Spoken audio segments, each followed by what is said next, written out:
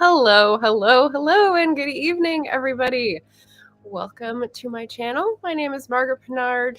You're at the historical fiction and fantasy stop that is my channel, also on Booktube.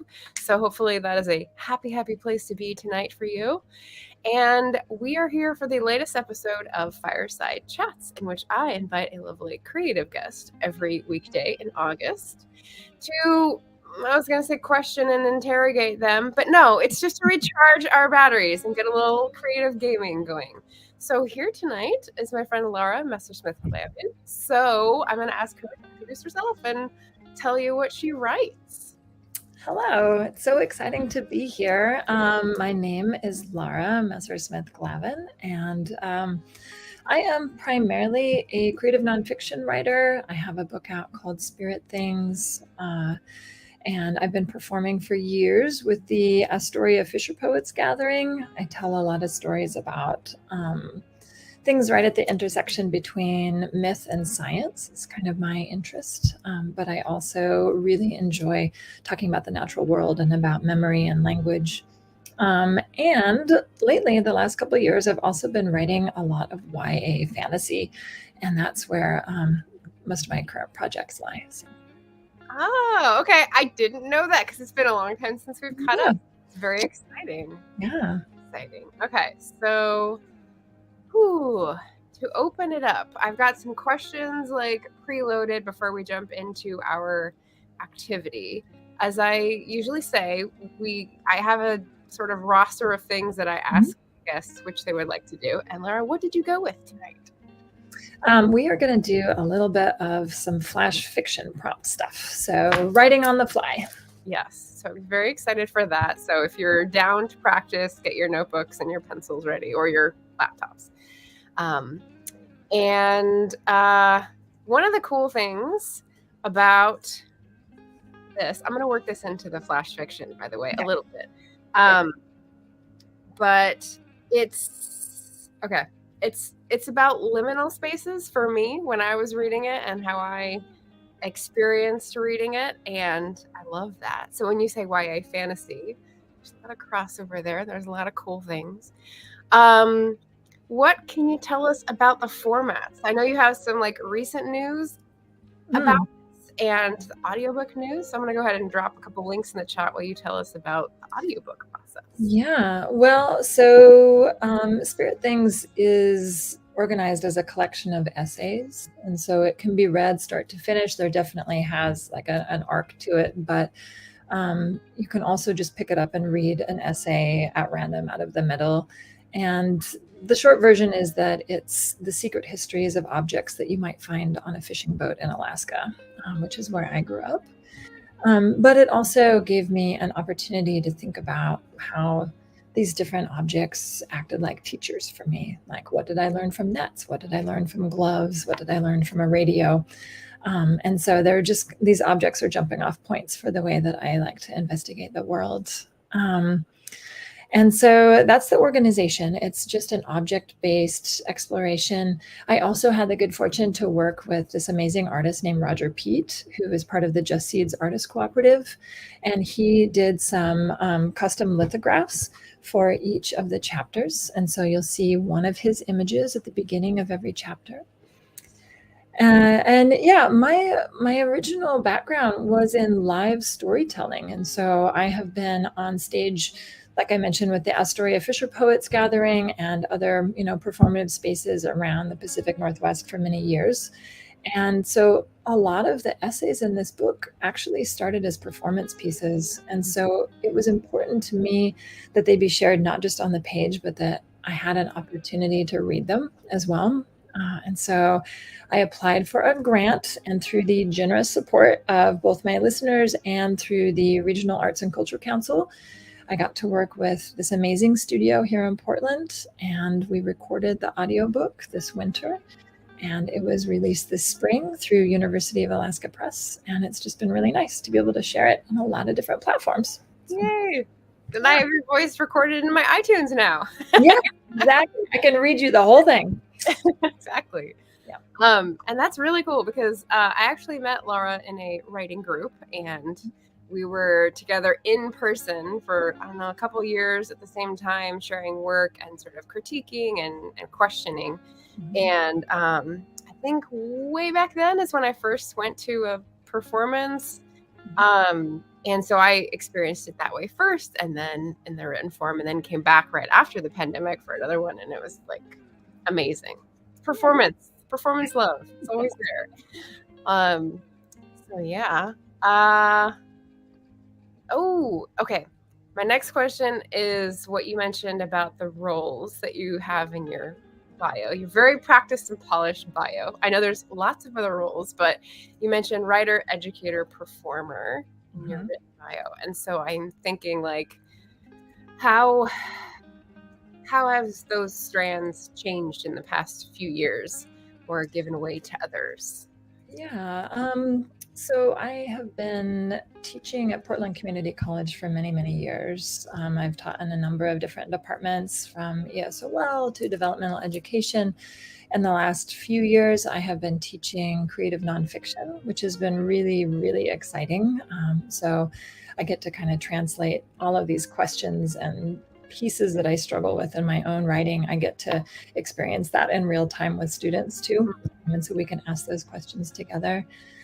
And also, as I have tried to focus more on writing and less on teaching, I have stepped away from full-time faculty work and also I'm also a coach. And so I'm an educator in the body as well. I find that a lot of my work is really informed by senses and proprioception as well. And so I feel like the way that I get out of my head is into the body as much as possible. And so I also work as a coach, which has been really nice. So cool. Yeah, actually, on that topic, there's another writer, comic illustrator who used to be in the Northwest, but is now down in California, named Lucy Bellwood. And I met her through working at Another Read Through, the bookstore that is no longer. But so she is running a course right now where you journal your way through a bunch of prompts that she developed to make your own sort of card deck about your wise self and what you intuitively know. And the last couple of days have been about, like, when do you feel embodied and when do you feel, held, and all these sort of sensory questions. So it's been really, really cool. So I love those intersections. I work actually at the gym where I coach. It's called Atrium at the Breathe building here in Southeast Portland. And there's another coach who's also a writer, and she recently did a workshop that was writing and movement. And so you would move for a while in the space, and then you would pause and do some writing exercises, and you would kind of go back and forth. So it was really, there's a lot of opportunity for that kind of interaction. It's cool. Yeah, cool. Okay, so I've gone a little longer than I usually do, but I usually say hello to the people in the chat so that they know we're including them. RC Scott's always leaving me hearts in the chat, which is Stuart. Anita is here. Nicole's Bookish Nook. Fun times. Cynthia's here. I've got our links and Leslie. Hello. So let's see. I'm going to ask you what your secret word is for the day. So like I do with every guest, I ask them to bring a favorite word, at least for the day, to share with the audience. And then if you're watching this on the replay, you can pop it in the comments. Or if you're watching this live, you have to hold it in your head like a kid looking at a donut till the end. But yeah, what is your favorite word for the moment? My favorite word for this moment is disaster. And not just because sometimes we look out the window or we watch the news and we feel like we're surrounded by it, but because this is one of these words that when you break it apart, it has this kind of beautiful history to it that we often don't hear when we hear the word on the surface. And so disaster, you'll notice inside it has that little aster part that you see in words like astronaut or asterisk or astronomy. And it of course means star. And this word comes to us from a time when some parts of our culture would not engage in any major decision like getting married or taking a trip or maybe like launching a battle or something without consulting the heavens first. And so it's this idea that if things are to be fortuitous, they must be in the stars. And if you look to the stars and it is not advised, then it's going to end in disaster. And I really like that. I think that's kind of beautiful. Yeah. Star-crossed. Désastre. It's similar in French. It's that same feeling, but I'd never considered that. So very cool that when you said your reasoning for that, I was like, oh my gosh, so cool. All right, so disaster in the comments if everyone is paying attention. And I've been on a thrill on a train of L words. I just thought of a new one. I'll stick with the original because I think you'd appreciate it, leguminous. So if anyone comments with leguminous, you got me. I keep seeing leguminous trees, and I don't know, it's just an August word for me this month. I love that. What does that even, does it mean that they produce vegetables? What is that? So they're in the legume family, like a black locust. So you'll see like things that look like bean stalks coming down. Oh, I love it. Yeah, because I thought, I mean, I've been working on a plant ID for the past few years, and like I thought a certain tree was like wisteria, but I was like, but it's a full-on tree. It's not wisteria. And I asked a friend, and she said that's black locust, and I was like, okay, why does it look like that? And then I looked it up and figured it was related, and I was like, oh, now I have a better way to identify it, and they smell so good. So that's awesome. Stayed in there. And Maggie's here. Hello. Hi. All right, so let me get my timer set up because we're almost to the quarter hour. Not the fireplace. The fireplace is all ready to go, and I've got our layout here and our timer. So 13. We're gonna go in 3 rounds this time for everybody. So 10 minutes, which means 23. Feel free to pop questions for Lara in the chat if you are feeling those come up. We've had a lot of interesting points already, so I should put the prompt in the scroller bar. So here it is. A facial expression. That's it. A facial expression, that's the prompt? Expression, yes. So this is inspired by me watching TikToks where a writer tries to visualize a facial expression for a character and then throws up a bunch of examples from hunky men in her opinion, and makes it sort of a fun thing. Nice. I thought, oh, what if we design a story around a facial expression? So there we go. Join in if you would like, and I'll mute myself and see you in 10 minutes. All right.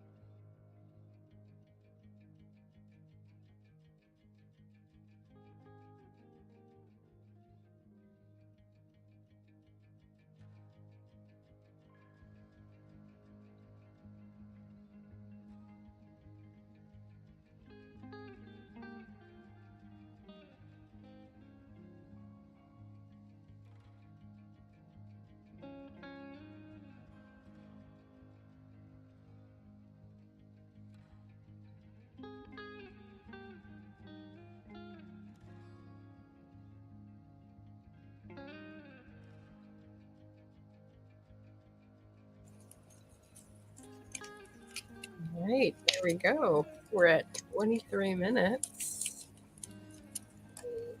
Pause the crackle.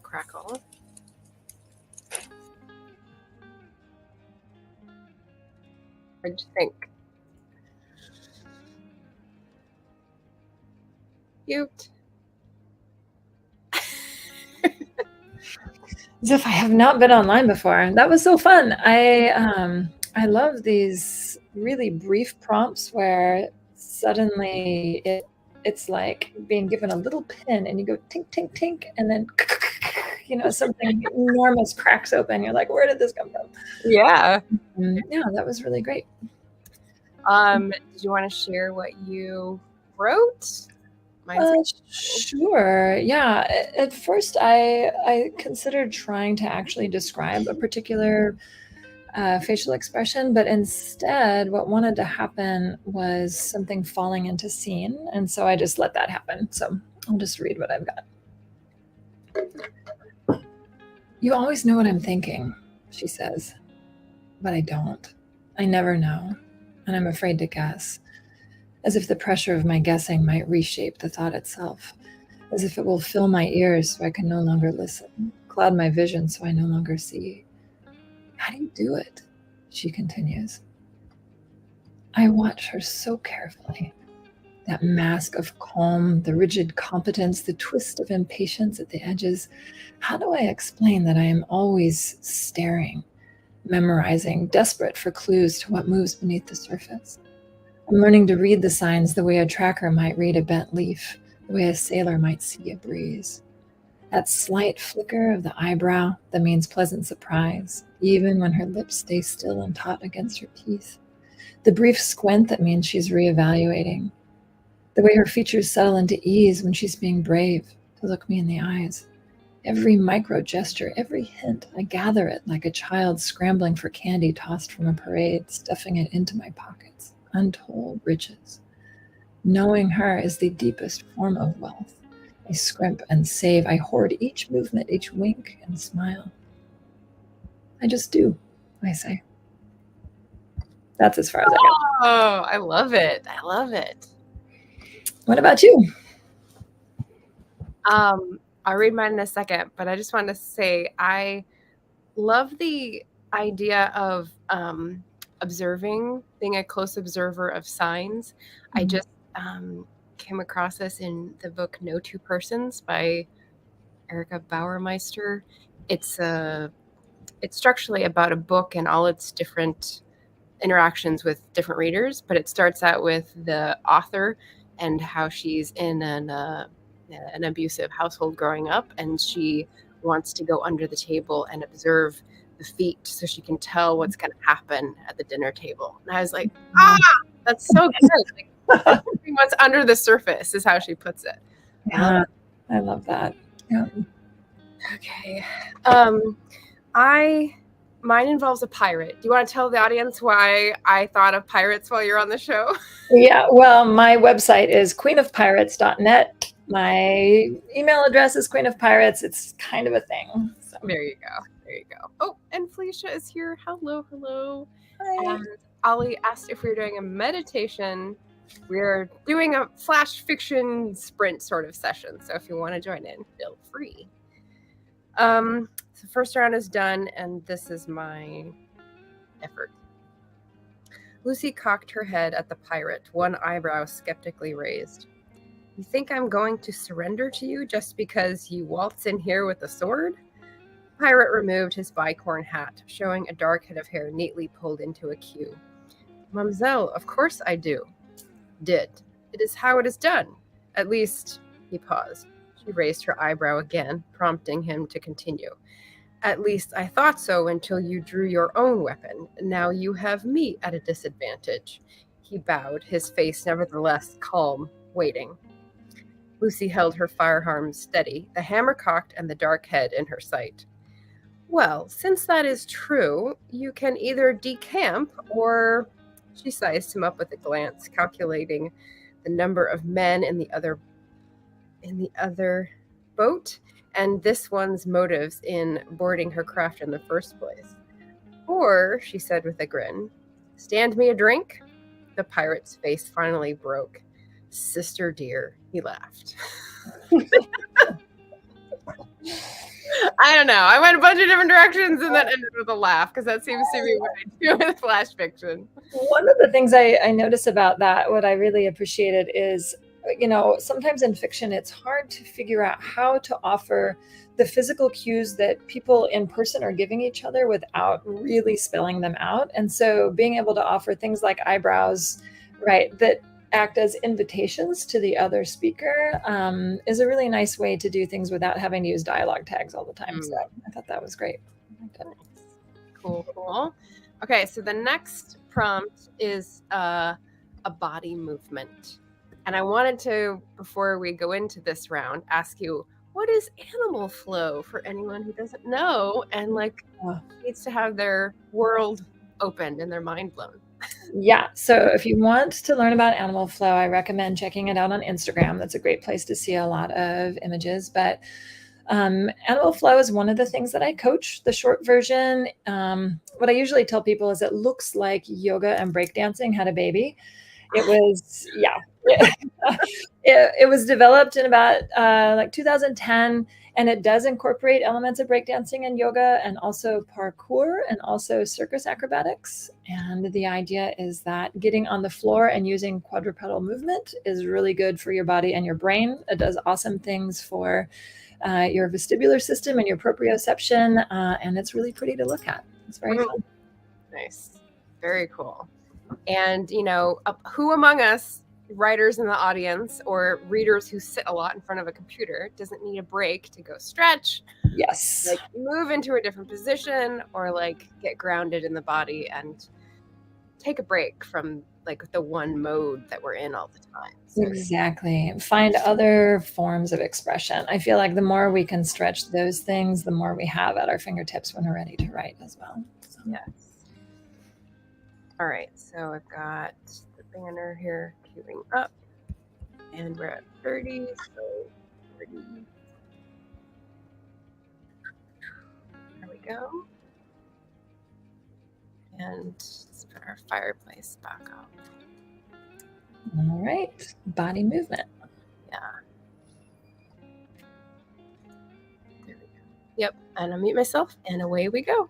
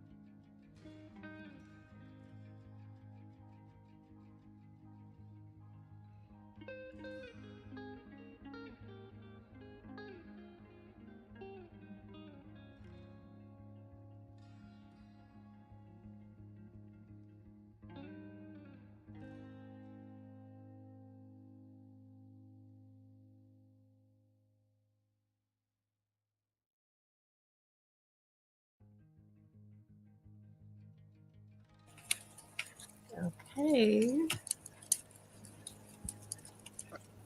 It's 10 minutes. Stop, pause on the crackles. I do like the crackles. Good crackle. Yeah. There we go. Feel free to pop what you're working on in the chat if anyone is doing their own version of Dravels or short flash fiction and wants to share. Yeah, I'd love to read or hear what other folks are writing on these. Yeah. Sometimes it has to be spread out in several comments, but we there. What do you think? Yeah. This one, like, you know, with something like this, you have to jump on it so fast or you become overwhelmed with options, right? And so I think your pirate comment helped me get into this one very, very quickly. So, Okay. all right. You want me to read it? Sure. All right. When we say we can't fathom something, we mean we cannot imagine its depths. The idea cannot be measured. A fathom can be measured. It is 6 feet, 6 feet straight down into the ocean, 6 feet across the chest, from hand to hand if measuring a line. It is one of the many measurements humans have derived from their own bodies: hands, feet, fathoms. My own wingspan is exactly 6 feet, a perfect fathom, something I've always felt vaguely proud of as I coil a line, stretching one arm straight and then tossing whatever length I'm holding into a column at my feet. Right now, I'm coiling a garden hose, sliding it through my left hand and looping it with my right with agonizing exactness. I try not to show how perfect I need each coil to be, try to hide that I nudge errant loops with my foot. You a sailor? He raises his eyebrows at the hose forming its exact pile beside me. Is it that obvious? He laughs and shakes his head as if my energy were wasted, a form of bragging, or simply an unnecessary and futile gesture against the chaos of yard work. But it is necessary, this motion. It's in me. The precision of it, both a safety drill, keeping the bite of the line far from the footsteps, lest it drag someone overboard on a sea far away from here, and a declamation of my dimensions, my perfect fathom. This is what he cannot understand. That's what I got. I love it. Love it. So we're crossing themes with stuff from the book Spirit Things. Lara's book from 2 years ago? Yep, came out last year. Yep. Last year. Okay, so 1.5-ish. But yeah, Spirit Things linked by is in the comment. Oh, I should pin that. Let me pin it on YouTube. Get all fancy here. Pin message. We fancy here. All right. Jordan also came in. Jordan Mahoney. Hello. It's going awesome. We're just finished our second round of Fireside Chat sprinting with flash fiction. And Anita says, no writing tonight for me. Had to upload the new reformatted book, but it's done. Yes. Yay. Yeah. Hey, glad we're helping you get this stuff done. Okay. Yeah, this feels like part of a bigger work, but hopefully it makes some sort of sense. All right, let's hear it. He was squatting down to her level, ostentatiously magnanimous. She was wary, confused, and so pretended sleep, curled up in a corner of his couch, waiting for him to finish whatever urgent thing had demanded his attention an hour ago. She stayed still, trying to regulate her breathing. He didn't say anything. After a few moments, her curiosity outweighed her confusion, and she blinked her eyes open. Hey, he said, just there. What are you doing? She asked. Are you done? Not quite, just taking a break. He rolled a shoulder, stretching a deltoid muscle. She stayed hunched in her napping position. What did he expect? She didn't know, hadn't a clue. Maybe he would explain. She stopped herself from asking, rigid with self-denial. Instead, he rolled from balancing on one heel to the other. She looked away. Why did she feel so trapped? The silence wrapped her up like a chrysalis, first self-imposed, then settling into dry fact. Should she cut her way out? Wow. No. Are you drawing from something that you're writing currently? Is that are those characters that you are kind of living with right now? No. The thing that I'm writing now is more of a person who's in a very staid middle class life and breaking out of it through contact with like a radical in the square in 1840s or 1880s. I'm flipping back and forth. So it's someone who's getting woken out of their life. This is more like contemporary observation from your story, like observing people and trying to pick out cues of what's going on under the surface from micro sort of movements. Yeah, I love that. That's great. Thank you. Yay. Okay, so 2 down, 1 to go. Did I have anything else I wanted to stick in this break?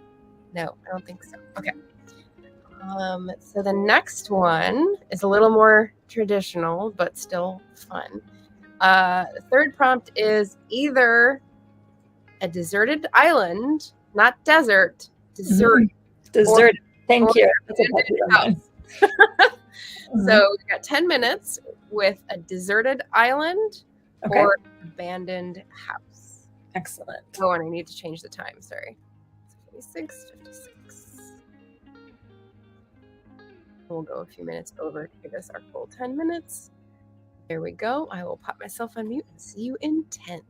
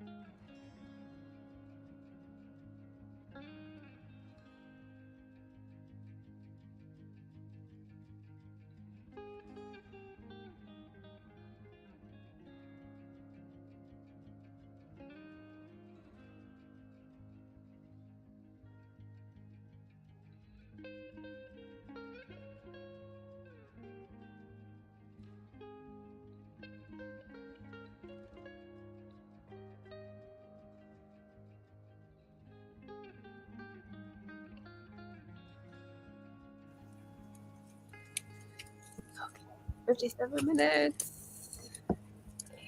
And pop, crackle, pop. There we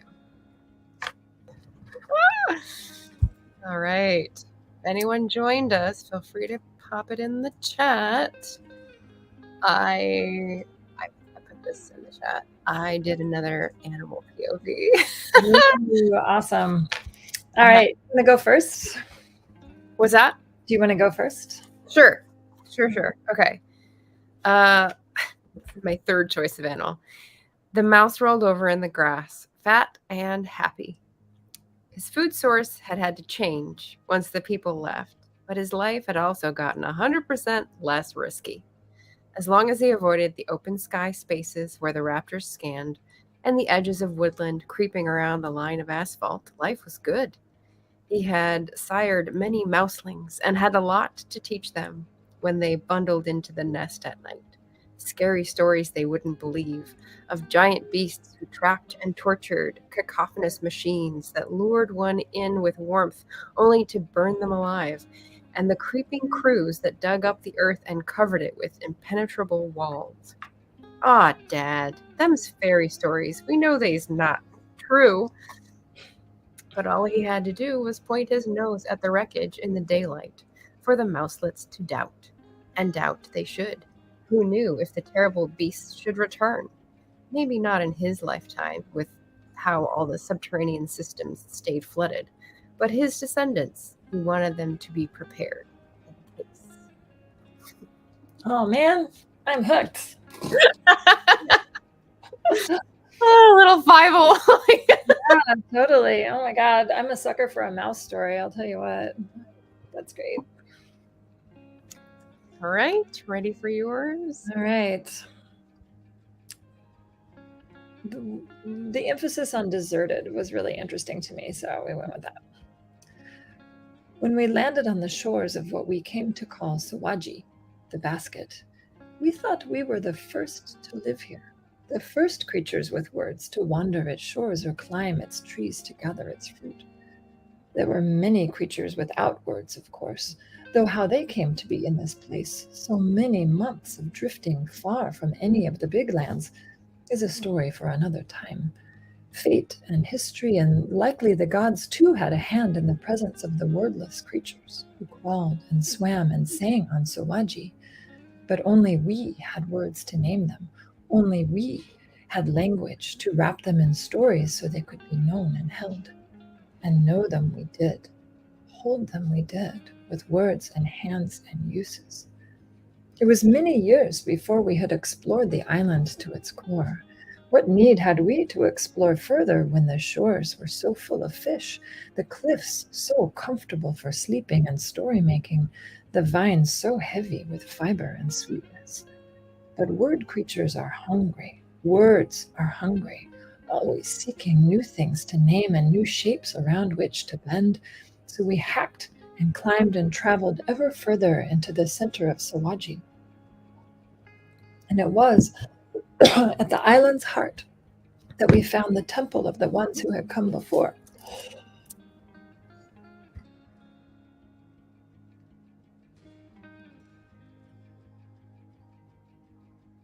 Ooh, excuse me. How did we know it was a temple? Because of its face, of course. Its terrible mouth that formed words in the wind, the rain that poured from its teeth. Only a god could swallow so much rain and survive. And the words were everywhere, carved into the very skin of its face. That's as far as I got. Oh, I like that. That's cool. It's like a adventure meets creation myth meets like mystery. Very, I like it. It was fun. What do you do with like little pieces that you write when you're practicing? I'll let you like drink and get settled.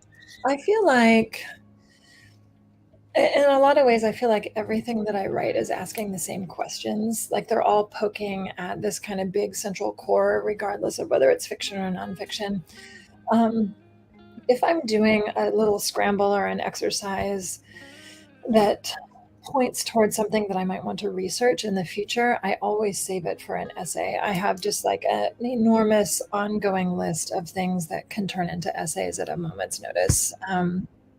For things like the Sawaji thing, sometimes I will hang on to it and poke at it and see if it has more depth to it, see if it's something that I might want to explore for some short fiction. I have had a couple of instances where something that I started with unraveled into an entire novel, or maybe unravel isn't the right word. Maybe it fully wove. It raveled really well. Yeah. But if it feels like it has some juice to it, I will save it almost always. If it was How do you find it again? That's the question. How do you find it again? Well, my desk is like covered in Post-it notes, and I also have like a big cork board where I list these things so that, generally I have an ongoing long work in progress, but if I just need to take a break from it, then there's any number of little pieces that I can pick up and poke at. Although I tend to just kind of do one thing at a time. But. Nice. Oh, very cool. Very cool. And that's a great lead-in to somewhere where you have a short story that has found a home that's coming out in October. So why don't you tell us about that? Yeah, it's exciting. There's a new press in town. They're publishing both like games and books. And so it is called Demagogue Press.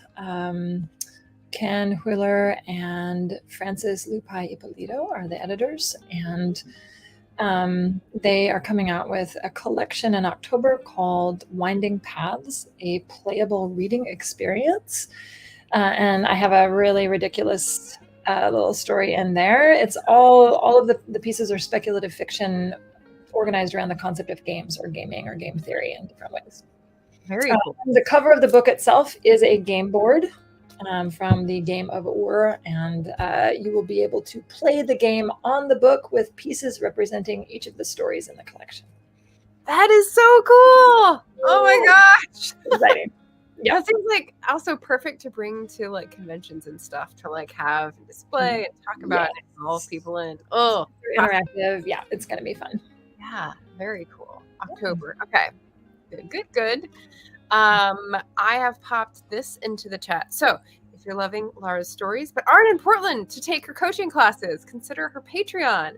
She's got writing exercises, process tips, sneak peeks at works in progress, and even custom written fiction, nonfiction, and it's split it. So I did a take two so that you got the link all in one comment there.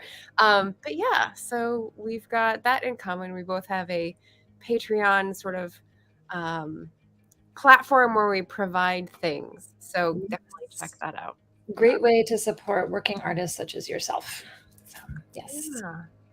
Yeah. And I had a long time of thinking, how do I make that a welcoming platform for people that they want to sign on and support without making a whole nother business line? Because the point is what I'm doing, not make another channel for me to provide things that is not what I want to do. Exactly. So the things that I provide are bookish mail. So I send people vintage postcards once a month, which is nice. And then we have a book club, of course, where we talk about books because Booktube. Hey, I would, ordinarily do anyway. So that's like the fun parts. What else have we got? Well, I can talk a little bit about my work in progress right now, which is pretty fun. So I've traditionally, most of my publication has been in creative nonfiction, and then I've started publishing fiction. I've written a couple of novels that I've been, shopping around, and I've asked myself, well, what happens if I do them both at the same time? So my work in progress is a hybrid. It's a combination of oceanographic science and history essays interspliced with a mermaid horror novel, looking at like climate change and warming waters and what happens when these creatures lose access to their communication channels because they communicate similar to cetaceans using the thermocline layer, which is disrupted by warming water. So the thermal what layer? Thermocline, and that is in fact the name of the work, is Thermocline. So wow. Well, I think a few people's ears just perked up when you said mermaid horror, because we've got horror writers in the chat live, and I know some will probably be watching this on the replay. Anita. Excellent. Check it out. Yeah. So, wow, very cool. Splicing together nonfiction and fiction. Mm-hmm. It's kind of a tough sell, but I like the effect that it has, so that you're forced to confront, like, this is real and this is not real. Like, where do those lines kind of land for you as an audience? Yeah. What was I just reading that was talking about science and magic? It might be Babel. Have you read that book yet? Oh yeah, I loved Babel. I've read pretty much everything R.F. Kuang has written. I think she's amazing. Yeah, I'm reading that now as a buddy read with my friend R.K. Stumbling Bear, and I've just gotten up to the point where he's spoiler alert for anyone. I'll just say it really quick. He's stopped his alliance with his half brother and said, "This is too dangerous. I can't do this." Okay, so that's the spoiler, in case anyone is watching and hasn't started it. So like, I'm in book 3, and it's so good. But like the way that things are recalling our world in the fiction is sort of mirroring for me the way that she's made up the system of like translation and betrayal, sort of getting at science. It's so good. Fantastic. And you know, she does this with her other work as well. If you've read the Poppy War and that series, there's an entire battle scene that takes place in that book, where that is the one part of the book that is absolutely nonfiction. She said she did not develop any details or invent any details for that entire scene. They're all taken from the Sino-Japanese War. And so everything in there comes from historical documents. And so I feel like she's always kind of playing with that line in a way that is both brutal and fascinating. Is that the really bloody, like, siege? Yes. Bodies in the water, yeah. So I've read Poppy War, but I haven't read the second and third one yet. So. Yeah. Yeah, it is increasingly brutal as time goes on. Yeah. So Cynthia said that sounds amazing to your work in progress, and Leslie said, "Ooh, thermal." Is it Climb or Klein? It's Thermocline, Cline. Yeah. I'll have to look that up. And I owe you a book. I have the Wave Companion. Remember, like the Wave. That was such a wonderful. I love it. Forgot to bring to the performance, but I should pass you that at some point. Okay, so we got the ending sequence here, which is all I have to say. Remind people of your secret word for the day so that I can remember and put it in the comments after we're done. Disaster. And then mine is leguminous, as usual. And I'm also just gonna pop in the guest tomorrow evening. So it's going to be another coach, actually. So we have a little theme going. My friend Malia, who now lives in upstate New York, is actually late diagnosis ADHD adult coach. So she works with people who are going through the same journey that she did in the past few years, and has them work with their ADHD brain so that they can like get the benefits as well as all the things they've been struggling with. So like unlock the benefits. That's fantastic. Yeah. And I've known her for years and years, so I'm so excited. And yeah, I'll get to catch up and stuff. So tune in for Leah Dicker tomorrow at 5. And again, we're in week 4 of August. Every weekday at 5 p.m. Pacific, 8 p.m. Eastern, you will find a new creative guest on to wow you with magical seduction. That's boy. Amazing. Perfect. Amazing. Thank you so much, Margaret. This has been really fun. Thank you, Laura, for coming on, and thank you everyone for watching. Drop a comment down below to be entered into the giveaway. The secret giveaway is just for people who are watching. I'm not advertising it anywhere. So on August 31st, I will pick a name out of those entrants, and there are, I think, 13 so far, and you'll get a bookish swag pack from me, and then at least a $50 gift certificate to the bookstore. So nothing to sneeze at. Amazing. Thanks, everybody. Happy reading. Talk to you again soon. Take care.